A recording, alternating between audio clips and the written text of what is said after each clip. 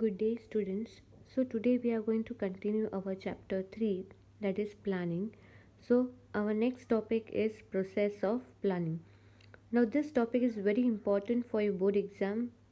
Many times, these questions are asking in the board exams and also in prelim exams for 5 marks. Okay. So, let us begin with the next topic, that is process of planning. What is the procedure for planning? The first one is planning is an intellectual process because planning means to ability to think ideas, right? So planning is a map for the future in which management plays a role. Planning क्या है? एक map है किसके लिए? Futures के लिए, क्योंकि हम फ्यूचर में वो गोल्स अचीव करने के लिए हम अभी से एडवांस में प्लान करते हैं, right? So and our future is uncertain, therefore decided plan is to be implemented strategy as given below. So to achieve those objectives in future, we plan, we determine the objectives, right? We firstly determine the objectives and implement in action so that our objectives can be achieved, right? But we all know that our future is uncertain. We don't know what going to happen in futures, but still we are planning in advance so that it reduces the uncertainties in futures. Now first step is determination of objectives. Very first we have to set the objectives of our business, whether to uh, to earn profit or to increase the sale or to expand a business. These are various objectives, right? So first step is planning, is setting the objectives, that is goal. It is said that if the objectives are determined in proper manner, planning becomes useful to the management, right? If we have set the goal, if we have identified the goal, what we want to achieve in future, we can do planning on the basis of goals we have decided, right? So planning should be a pragmatic. Pragmatic means a practically and it means should be realistic and intellectual. Planning यानी गोल, हमारा जो गोल है उसी के basis पे हम plan करेंगे ना, अज्यूम करेंगे। तो उस गोल आपका कैसा होना चाहिए, ऑब्जेक्टिव कैसा होना चाहिए? प्रैग्मेटिक यानी प्रैक्टिकली होना चाहिए। It should be realistic and intellectual. So first है आपका है setting the objectives, what we want to achieve in future. On the basis of that objectives we make a plan for the actions. Second, clarifying the planning premises. After determining the objectives, the clarification of planning premises is must in the planning process. After objectives are set, what we want to achieve in future, we clarify the premises. Premises means a assumption. Whatever you have assumed for your goals, to achieve that goals we have assumed, right? Assume किया, तो उस assume को, assumptions को हमें clarify यानी कि check करना है क्या मेरी अजम्पशन सही है या नहीं। दिस प्रीमिसेस मीन्स अजम्पशन और फोरकास्टिंग, ये अंडरलाइन कर देना। फोरकास्टिंग मतलब फोरकास्टिंग और प्रीमिसेस और अजम्पशन यानी ये प्रेडिक्ट करना किसी चीज़ को लेके। It is made after the consideration of internal external factors affecting the business model. जब भी आप अज्यूम करते हो तो आप ध्यान में रखते हो कि इंटरनल फैक्टर्स अफेक्ट करेंगे उस ऑब्जेक्टिव्स पे, वो प्लान पे, या एक्सटर्नल फैक्टर्स अफेक्ट होंगे फ्यूचर में, ठीक है? क्योंकि इंटरनल फैक्टर्स आप कंट्रोल कर सकते हो बिजनेस के इनसाइड, बट एक्सटर्नल फैक्टर जैसे कि government policy, changes in technology, ठीक है, कोई भी सिचुएशंस अकर्स हुए, वो सारी चीज़ें आप अज्यूम करोगे। उसके बाद आप देखो कि यह प्लान परफेक्ट जा रहा है या नहीं, ठीक है? सो हम प्लान एडवांस में करते तो अजम्पशंस भी उसी चीज़ पे कर रहे जो आपने गोल सेट किया है। तो जब भी आप सोचते हो तो आप देख लो कि इंटरनल फैक्टर्स, एक्सटर्नल फैक्टर्स, ये सारी चीज़ें बिजनेस की यूनिट है, ठीक है? तो वो समझ लो क्या वो चीज़ें अफेक्ट करेंगी अगर मैं ये प्लान पे जाऊँगी तो। If the premises are not clear and precise, अगर आपके अजम्पशन ही क्लियर नहीं है, रॉन्ग है, तो फिर आपका प्लान फेल हो सकता है। There is a possibility of the failure of planning. Okay, after clarifying the planning premises, after checking your assumptions, third steps है आपका collection and analysis of information. Assume कर लिया कि हमें ऐसे प्लान पे जाना है. Now, after planning premise, after planning assumption, necessary information should be collected either by directly or indirectly. अब assume आपने किया तो उस बेसिस पे आप इंफॉर्मेशन कलेक्ट करोगे, उसको चेक करोगे, एनालाइज करोगे, what ever you have collect the information for your goals, you will evaluate them, right?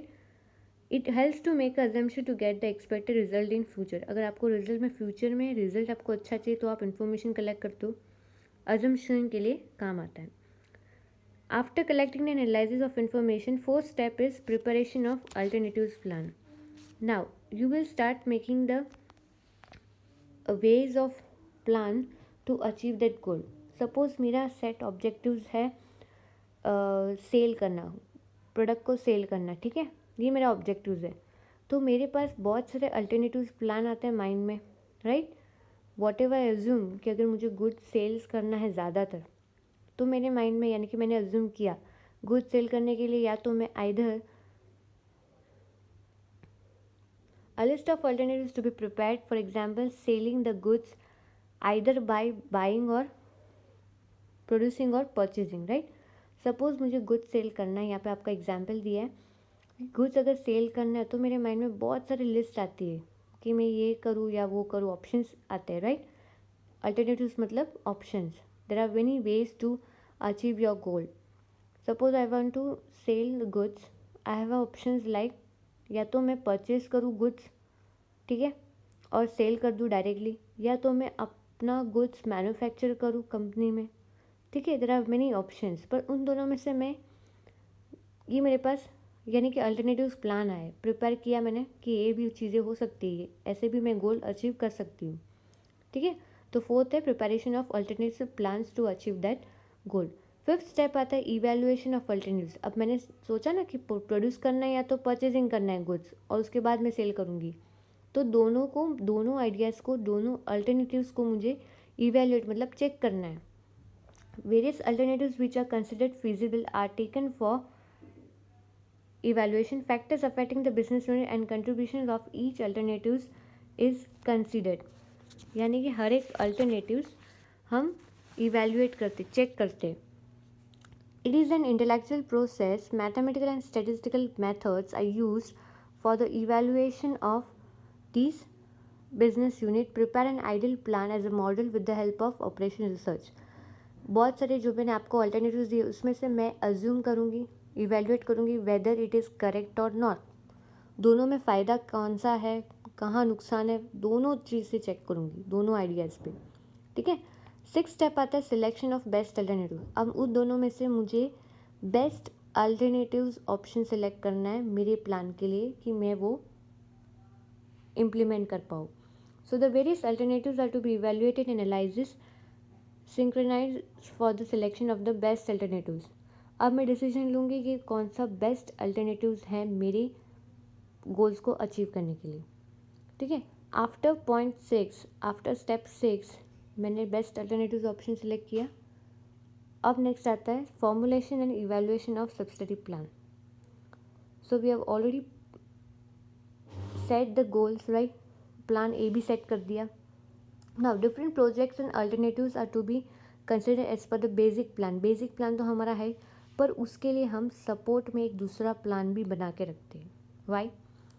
Because in future अगर आपका प्लान ए सेट नहीं हुआ, इम्प्लीमेंट नहीं हुआ, with any external factors affect हुआ, तो आपके पास दूसरा प्लान होना चाहिए ताकि आप अपना गोल्स अचीव करो. For example, a car manufacturing is taking a decision making और buy the tyres, that is known as subsidy plans. Manufacturing company ने सोच लिया कि मुझे टायर मैन्युफैक्चर करना है, ठीक है, कार के टायर. ये प्लान ए था, पर फिर बाद में उसने ये भी सोचा कि ये दोनों मेरे पास अल्टरनेटिव्स था ना, या तो मैं बाई करूँ टायर्स को या फिर बनाऊँ, मैन्युफैक्चर करूँ, ठीक है. तो प्लान ए तो ऑलरेडी सेट था कि मुझे बनाना है टायर्स. दूसरा उसने सोच के रखा कि अगर मैं नहीं बना पाई, इन फ्यूचर्स टायर्स नहीं मैन्युफैक्चर कर पाई, तो मैं दूसरी कंपनी से परचेज़ कर लूँगी, और ताकि मेरा गोल्स अचीव्ड हो.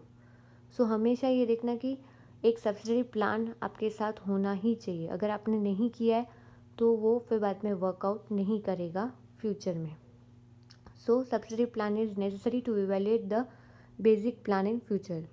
After that 8 point evaluation of plan. After formulation and evaluation of subsidy plan, entire plan is evaluated. जितने भी प्लान्स आपने सेट किए, प्लान ए बी, वो दोनों को इवेल्युएट कर दो.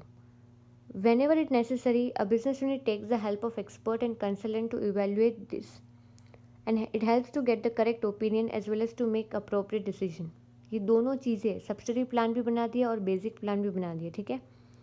ये दोनों को हम इवेल्युएट करते. इवेल्युएट मतलब चेक करते वेदर इट इज़ करेक्ट और नॉट. और किसकी हेल्प लेते? Some time business unit also take the help about expert people and consultants. उनके ओपिनियंस लेते कि वेदर, ताकि हम डिसीजन अप्रोप्रिएट ले पाए, ठीक है. So when we proceed step by step, look and leap is adopted. जब भी हम स्टेप बाय स्टेप प्लानिंग करते हैं ना, तो हर एक स्टेप में हम इवेल्युएशन करते हैं. At every stage evaluation is necessary. जैसे मैंने ऑब्जेक्टिव सेट किया है, तो मैं ये भी ध्यान रखूँगी कि ऑब्जेक्टिव्स मेरे सही है या नहीं, ठीक है. सेकेंड, इन्फॉर्मेशन मैंने कलेक्ट किया है, अजम्पशंस मेरे सही है या नहीं उस ऑब्जेक्टिव्स को अचीव करने के लिए. तो इसलिए यहाँ पे प्रिंसिपल बोला है कि जब भी आप step by step planning process करते हो, तो एक प्रिंसिपल आता है लुक एंड लीप. लुक को मतलब देखो और फिर चलो. एक स्टेप मैंने लिया, ऑब्जेक्टिव सेट किया. दूसरा, मैंने प्लानिंग प्रीमिसेस यानी कि अजम्पशंस किए, उसको भी मैं चेक करूँगी. इन्फॉर्मेशन कलेक्ट किए, तो उसको भी मैं वापस दूसरी बार सोचूंगी कि यार ये सही है या नहीं. So this is principle is adopted, look and leap. When we proceed step by step, the principle of look and leap is adopted. Look मतलब देख के चलना है हमें. So it is, evaluation is done in every stage. So this was the process of planning. I hope you guys understand. Thank you.